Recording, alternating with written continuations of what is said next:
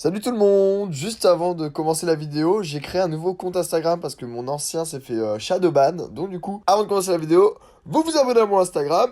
Et puis voilà, bonne vidéo! Bonjour à tous, j'espère que vous allez bien. Je sais que ça fait 1 milliard d'années que je suis pas venu sur YouTube, mais là j'avais une bonne raison parce que du coup, dimanche c'est la journée mondiale de la lutte contre le sida. Et du coup, j'ai fait venir un ami qui s'appelle Fred.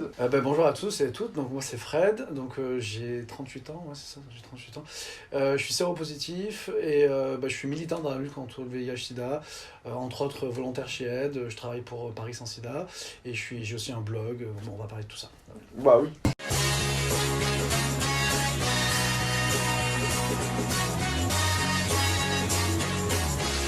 Donc bah du coup il est là pour parler déjà de qu'est-ce que cette journée-là, dimanche du coup.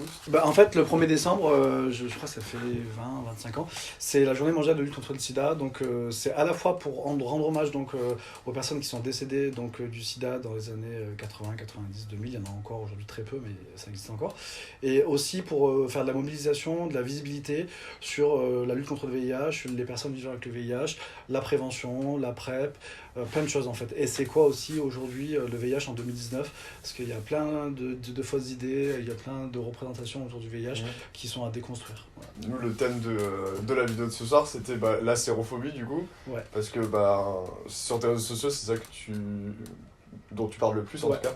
Donc du coup, si t'as des expériences qui te sont arrivées par rapport à ça, peut-être. Ouais, alors déjà peut-être expliquer c'est quoi la sérophobie. Donc la sérophobie, c'est la peur ou le rejet des personnes vivant avec le VIH. Donc comme toutes les phobies, il y en a différentes sortes. Ça peut être bête et méchant, voilà. C'est aussi parfois de l'ignorance, en fait, les gens ne savent pas. Du coup, c'est une peur, c'est pas toujours rationnel. Donc en fait, moi, ce que je fais dans mon travail de militant et dans mon travail de visibilité sur mon blog, etc., c'est j'essaie de déconstruire un petit peu les idées autour des personnes vivant avec le VIH, notamment le fait qu'aujourd'hui, quand on est dépisté et traité, on ne transmet pas le VIH. On a une charge virale indétectable, donc le taux de virus dans le sang est si faible qu'on ne peut pas transmettre le virus en fait. Je leur ai expliqué 1000 fois, mais ils ne veulent pas comprendre. Oui, mais non, mais je leur ai dit. Mais il faut le répéter encore. Il faut le marteler jusqu'à ce que ça rentre dans les esprits. Non, en fait, c'est une information très importante parce que non seulement en tant que séropos, savoir qu'on a le virus, mais qu'il est contrôlé en fait grâce au traitement et qu'on ne peut pas transmettre à son ou ses partenaires, ça dépend si on a une sexualité généreuse ou pas, c'est déjà hyper important en termes d'estime de soi. Et après, c'est aussi hyper important au point de vue de l'épidémie en fait. C'est-à-dire qu'aujourd'hui, si tout le monde se fait dépister et traiter, on peut mettre fin à l'épidémie du VIH aujourd'hui. La PrEP, avec les gens qui se protègent, avec le traitement qui existe, du coup, si tout le monde fait bien attention, se dépiste et tout, il y a moyen d'éradiquer. C'est ça en fait, aujourd'hui on a tous les outils nécessaires pour mettre fin à l'épidémie. Donc la prévention diversifiée, ce que tu disais, donc il y a la capote que tout le monde connaît, il y a la PrEP qui est un traitement préventif, donc c'est un cachet à prendre avant le rapport à risque, et voilà, et qui permet donc de se protéger du VIH. Et il y a le traitement des personnes séropositives, donc comme prévention. Voilà, ce qu'on appelle le TAS. Donc ce que je prends moi, en fait, protège mes partenaires. Voilà, c'est aussi un outil de prévention en soi. Donc ça, plus le dépistage, en fait, se faire dépister souvent. Et pour répondre à ta question initiale, parce que du coup j'ai fait un peu de digression. Ouais, un petit peu quand même. Ouais. C'est pas fait chier, mais... La sérophobie, en fait, moi, un truc tout con, voilà, je suis gay, je fréquente les saunas, ça m'est arrivé, tu vois, en sauna, de tomber sur des mecs qui me demandent si je suis clean, déjà. Donc, clean, ça veut dire propre en anglais. Donc, en fait, quand t'es séropo, c'est un peu violent d'entendre ce terme, parce que voilà, moi, je me considère pas comme quelqu'un de sale, tu vois. D'ailleurs, au sauna, je me prends ma douche et tout, donc tout va bien, voilà. En fait, parfois, ils le font pas de façon consciente, en fait, c'est pas toujours méchant, mais en fait, t'es là, tu leur expliques en fait t'es séropo, mais sous traitement. Des fois t'as pas envie d'expliquer, donc des fois en fait je réponds pas. Au pire, en vrai, maintenant, c'est une maladie, même pas un virus qui est bien traité, qui est bien géré par les traitements et tout. Est-ce qu'il y a vraiment l'obligation maintenant de dire à quelqu'un qu'on est séropo en fait? Écoute, c'est une question qui est très intéressante, qui est très personnelle. Moi personnellement, j'estime que j'ai pas besoin de le dire parce que je ne représente pas un danger pour mes partenaires. Puis surtout que c'est aux gens de se protéger eux-mêmes en fait. Voilà, moi je crois beaucoup en la notion de responsabilité partagée. C'est-à-dire que un rapport sexuel entre adultes consentants, C'est à chacun de prendre sa responsabilité. C'est pas, et en général, en plus, le mec, en général, c'est une fois qu'il a joué qui te dit, au fait, ça va, y a rien. Bah, en fait, il fallait prévoir avant, tu vois, ouais. voilà. Mais après, c'est très personnel. Il y en a qui préfèrent le dire, il y en a qui préfèrent pas le dire. Chacun fait comme il veut. Moi, je préfère pas le dire, en fait, après, parce que si tu veux, après, je me retrouve à faire un cours de prévention dans une cabine de Ouais, sauna. puis t'as autre chose à C'est, bah, voilà, c'est pas forcément, Ouais. voilà. Ouais. Après, mais chacun fait comme il veut et comme il peut aussi, parce Bien que sûr. parfois, c'est pas évident, et voilà. Non, moi, enfin, tu vois, je me verrais. Enfin, si j'étais zéro, parce que je le suis pas du coup, mais Ouais. si je l'étais, j'aurais vite fait des proches qui le sauraient, et puis c'est tout en fait. Enfin, Bah, ou c'est-à-dire, alors le mec ouais. avec qui je suis, ou vraiment si on me demande, mais. Et encore, enfin. Bah, c'est très personnel, mais après, tu vois, moi avant, quand je le disais, bah, je me suis pris des gros râteaux, quoi. Tu vois, une fois, j'étais au Sun, donc c'est un sauna gay à Paris, pour ceux qui savent pas. Et en fait, bon, bah, je fricote avec un mec dans la piscine, tout ça, machin, il m'invite chez lui, en banlieue, et au moment d'asser à l'acte, il me demande si je suis clean. Et tu vois, il était minuit et tout, et je lui dis, bah, en fait, je suis séropos, mais tout va bien, je suis sous traitement et tout. Et le mec, il avait tellement peur parce qu'il savait pas ce que c'était être séropos, il savait pas la charge virale et tout. Pour lui, VIH égale sida égale mort, tu vois. Ouais, Et donc, en fait, le mec, il a juste flippé, et il m'a dit, bah, on va arrêter là, tu vois. Et bon, il était minuit, tu vois, il pleuvait. Je lui dis, bah, si tu veux, on peut passer la nuit ensemble. Il me dit, non, ça va pas être possible. ouais, Donc, non, en fait, le mec, il m'a ramené à la gare, tu vois, à minuit, quoi. Donc, en fait, à l'époque, j'étais pas aussi armé qu'aujourd'hui, j'étais pas militant et tout. Et je l'avais mal vécu, tu vois, j'étais sur le quai de la gare en train de pleurer et tout. Donc, ça, c'est un truc qui m'a beaucoup marqué. Et du coup, maintenant, moi, j'estime que, tu vois, j'ai pas à subir le rejet des autres ou, tu vois, la peur des autres. Moi, je suis en bonne santé, je prends mon traitement tous les jours, je suis observant, je suis indétectable. Donc, voilà, si on me demande. Si j'ai pas forcément envie de répondre, ou alors, tu vois, encore une fois, on part dans un cours de prévention. Est-ce que tu trouves que ça a évolué quand même depuis cette époque-là où le mec t'a ramené à la gare, ou tu trouves que il y a encore beaucoup de chemin à faire? Bah, oui, je pense que ça a évolué un petit peu, notamment grâce à la PrEP, parce que tu vois, les mecs sous PrEP, du coup, ils se sont renseignés sur le VIH, sur les traitements, tout ça. Et du coup, moi, j'ai l'impression qu'il y a quand même un dialogue qui se fait maintenant. Mais à la fois, tu vois, moi, comme je parle publiquement de ma séropositivité, j'ai beaucoup de mecs qui viennent me parler en privé, tu vois, et qui me disent, moi je suis séropo, mais en fait, j'en parle pas à mes potes, j'en parle pas à ma famille, tu vois. Et parfois, c'est des mecs que je croise, tu vois, dans le marais, au Cox et tout, et tu vois, ils arrivent pas à en parler. Et il y a encore un problème d'invisibilisation, c'est dur à dire, hein. J'ai réussi à dire. D'invisibilisation. Voilà, d'invisibilisation des personnes vivant avec le VIH, et même dans le milieu gay, en fait, c'est encore tabou, tu vois. Et on le voit sur les applis de rencontre, quoi, tu vois, les mecs, quand tu dis que t'es séropo, Il n'y a plus de réponse d'un coup. il y en a moins, tu vois, c'est con, quoi. Et moi, ça m'est arrivé aussi une fois, un mec il m'a demandé si j'étais sous PrEP, j'ai dit bah oui, parce que du coup j'avais envie de baiser avec lui, quoi, tu Ouais. vois. Donc, Non, mais enfin, ouais, voilà. en vrai, moi je vois pas trop l'intérêt de le dire. Mais parce que le mec, si tu lui dis que t'es séropo, bah, il risque de partir, en fait, c'est con, quoi. Mais voilà. Si tu veux, je trouve que la sérophobie, aujourd'hui, là où elle est la plus violente, c'est sur les applis de rencontre et sur les réseaux sociaux. Tu vois, moi, quand j'ai publié des témoignages ou quand j'ai eu mon portrait dans Tétu, ils ont été obligés, en fait, Tétu, de bloquer les commentaires. Parce qu'en fait, il y avait trop de commentaires. En fait, moi, mon discours, il est militant. Moi, je suis beaucoup dans l'affirmation de soi. Et je dis... En fait, je suis allé à la Pride il y a 2 ans, il y a 1 an et demi, avec un t-shirt Séropo est fier. Et ça a été pris au premier degré. Oui, je t'ai vu en plus. Ben oui, voilà, avec mon t-shirt. Voilà. Et en fait, ce message-là, il a été pris au premier degré. Ce que je voulais faire passer dans ce message, c'est que c'est la fierté, comme la fierté LGBT, en fait, tu vois. C'est l'affirmation de soi, c'est quelque chose de... C'est le contraire de la honte, en fait. C'est-à-dire... de se dire, les gens, genre, ah oui, donc le mec, il avait exprès... Voilà, en fait, il y en a qui ont dit, ouais, il n'y a pas de quoi être fier d'être malade, et tu banalises et tout.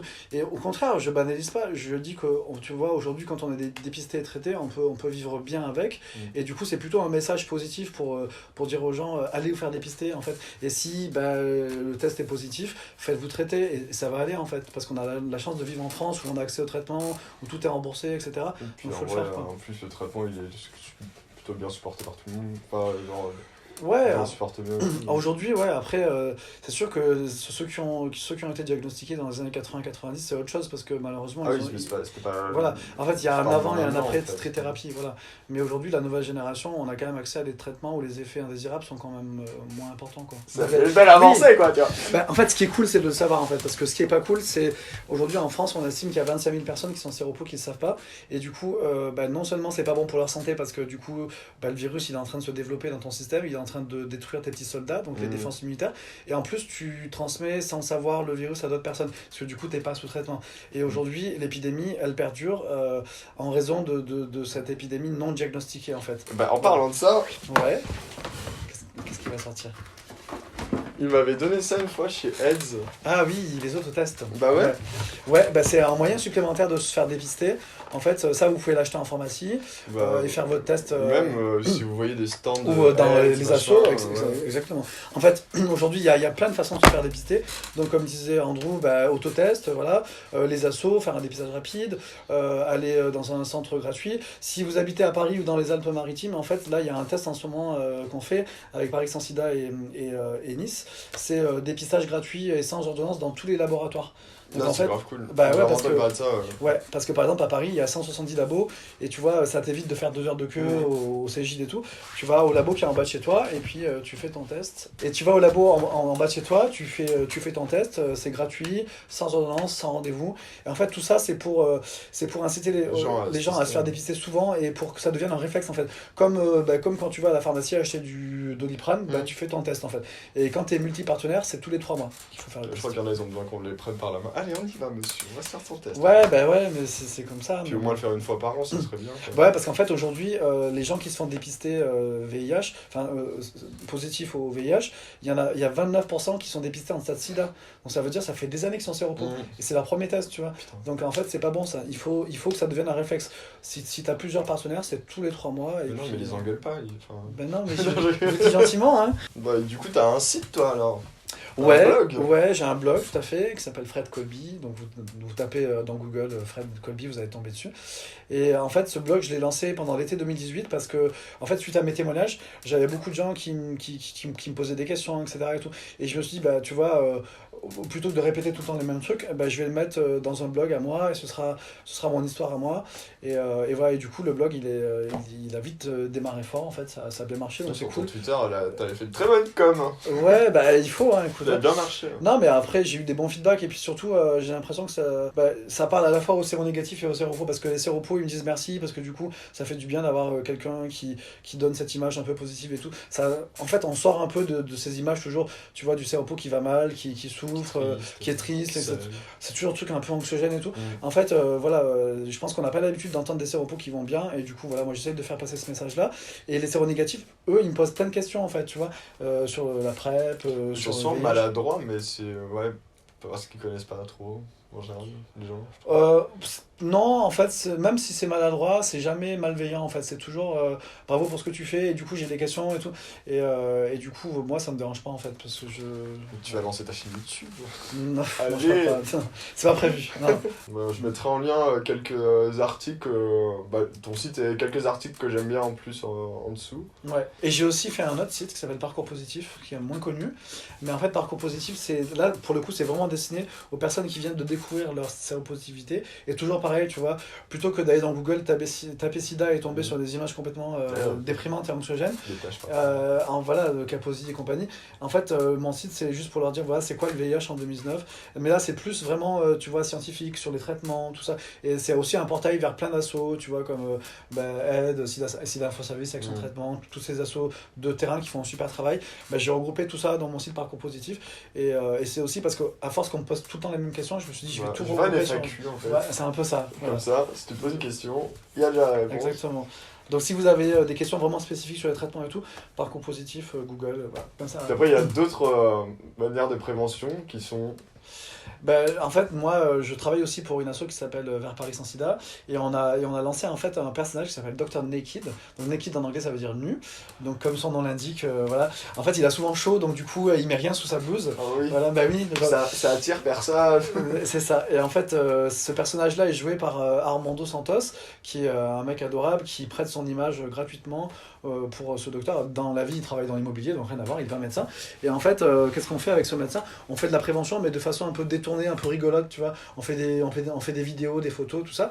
Et moi, j'anime les réseaux sociaux, donc la page Facebook et Instagram, vous tapez Dr Naked, et il y a plein de vidéos sur la PrEP, le TASP, les autotests, la capote, les IST. Et en fait, il donne plein de conseils marrants, et du coup, on essaye d'aller chercher les mecs ou les filles qui sont pas abonnés à Aide, Sida Info Service et tout ça, et qui du coup sont pas dans la prévention, et avec une façon un peu rigolote et sexy, les amener vers la prévention. Voilà. Bon, bah merci Fred d'être passé. De rien, Andrew, merci de m'avoir invité. Et du coup, pour ce jour-là, il y a quelque chose à faire en particulier? Ouais, il y a plein d'actions. de dons, Alors, si vous habitez à Paris, on sera à Place de la République donc cet après-midi, dimanche. Voilà, sinon il y a plein d'actions. Bah, vous allez sur Sida Info Service, Aide, etc. Enfin, vous verrez, ou sur Twitter ou Facebook, il y a plein d'actions de partout en France. Donc c'est l'occasion de venir voir les gens de terrain, poser des questions, vous renseigner sur la PrEP, le dépistage, tout ça. Carrément. Prendre des capotes gratuites. Bah oui, surtout. Et du gel aussi. C'est du gel, c'est important le gel. Ouais. Tout à fait. Bon bah merci beaucoup. Bah, de rien. Gros bisous à tous. Salut.